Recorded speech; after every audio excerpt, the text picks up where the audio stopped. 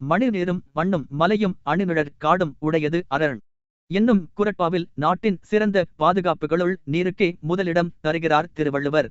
உணவெனப்படுவது நிலத்தொடு நீரே. புறம் 18 என்று சங்கப்பாடல் நீரின் இன்றியமையாமையை எடுத்துரைக்கிறது. யார் இவர்? இந்திய நீர் பாசனத்தின் தந்தை என அறியப்படும் சர் ஆர்தர் காட்டன் என்ற ஆங்கில பொறியாளர் கல்லணையை பல ஆண்டுகாலம் ஆராய்ந்தார். கல்லணை பலகாலம் மணல் மேடாகி நீரோட்டம் தடைபட்டது. ஒருங்கிணைந்த தஞ்சை மாவட்டம் தொடர்ச்சியாக வெள்ளத்தாலும் வறட்சியாலும் வளமை குன்றியது. இந்த சூழலில் 1829 இல் காவிரி பாசனப் பகுதிக்கு தனி பொறுப்பாளராக ஆங்கிலேய அரசால் சர் ஆர்தர் காட்டன் நியமிக்கப்பட்டார். இவர்தான் பயனற்று இருந்த கல்லணையை சிறு சிறு பகுதிகளாய் பிரித்து மணல் போக்கிகளை அமைத்தார். அப்போது கல்லணைக்கு அமைக்கப்பட்ட அடித்தளத்தை ஆராய்ந்த அவர் பழந்தமிழரின் அணை கட்டும் திறனையும் பாசன மேலாண்மையையும் உலகுக்கு எடுத்துக் கூறினார்.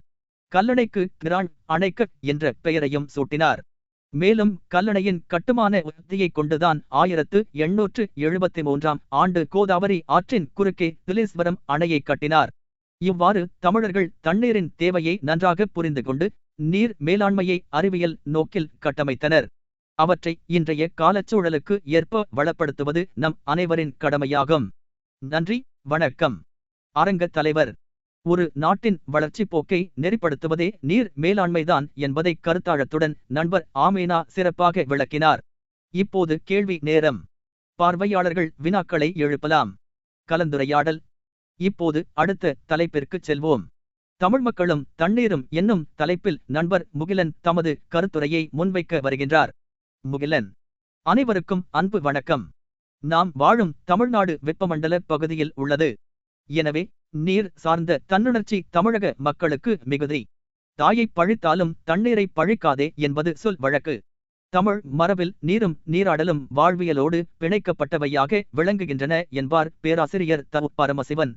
அவர் குளித்தல் என்ற சொல்லை குறித்து கூறும் கருத்துக்கள் நமக்கு புதிய சிந்தனைகளை தருகின்றன. குளித்தல் என்ற சொல்லுக்கு உடம்பினை தூய்மை செய்தல் அல்லது அழுக்கு நீக்குதல் என்பதல்ல பொருள். சூரிய வெப்பத்தாலும் உடல் உழைப்பாலும் வெப்பமடைந்த உடலை குளிர வைத்தல் என்பதே அதன் பொருளாகும். குளிர்த்தல் என்பதே குளித்தல் என்று ஆயற்று என்பது அவரது விளக்கம். குளிர குடைந்து நீராடி என்கிறார் ஆண்டாள். தெய்வச் சிலைகளை கவைப்பதை திருமஞ்சனம் ஆடல் என்று கூறுவர். சிற்றிலக்கியமாகிய பிள்ளைத்தமிழில் நீராடல் பருவம் என்று ஒரு பருவம் உண்டு. நாட்டுப்புற தெய்வக்கோவில்களில் சாமியாடிகளுக்கு மஞ்சள் நீர் கொடுத்து அருந்தச் செய்வதும் நீராட்டுவதும் போதும் நடைமுறையில் உள்ளன. அதன் திருமணம் முடிந்த பின் தொடர்ச்சியாய் கடலாடுதல் என்பதை மேற்கொள்ளும் வழக்கமும் தமிழகத்தில் நிலவுகிறது. இறப்புச் சடங்கிலும் உடலை நீராட்டுவதற்காக நீர்மாலை எடுத்து வருதல் என்பதும் நடைமுறையில் உள்ளது. அம்மை நோய் கண்டவர்கள் குணமடைந்தபின் தலைக்கு தண்ணீர் ஊற்றியாகிவிட்டதா என்று கேட்பது வழக்கம். சுமார் 40 ஆண்டுகளுக்கு முன்னர் வாரந்தோறும் நல்லெண்ணெய் தேய்த்து குளிப்பதை தமிழர்கள் மரபாகவே வைத்திருந்தனர்.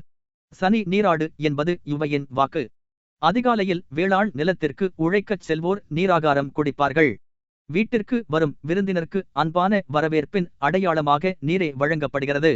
இவ்வாறு தமிழக மக்களின் குடும்பம் தொடங்கி சமூகம் வரை அனைத்திலும் தண்ணீர் முதன்மை பங்காற்றுகிறது. நன்றி, வணக்கம். அரங்கத் தலைவர். கேள்வி நேரம். கலந்துரையாடல் நடைபெறுகிறது. அடுத்து இன்றைய வாழ்வில் தண்ணீர் என்னும் தலைப்பில் கருத்துரையாற்ற வருகிறார் மெர்சி. திட்பமும் நுட்பமும். சோழர் கால குமழித்தொம்பு மழைக்காலங்களில் ஏரி நிரம்பும் போது நீந்துவதில் வல்லவரான ஒருவர் தண்ணீருக்குள் சென்று கழிமுகத்தை அடைந்து குமழித்தொம்பை மேலே தூக்குவார். அடியில் 2 துளைகள் காணப்படும். மேலே இருக்கும் நீரோடி துளையிலிருந்து நீர் வெளியேறும். கீழே உள்ள சேரோடி துளையிலிருந்து நீர் சுழன்று சேற்றுடன் வெளியேறும். இதனால் தூர் வார வேண்டிய அவசியம் இல்லை.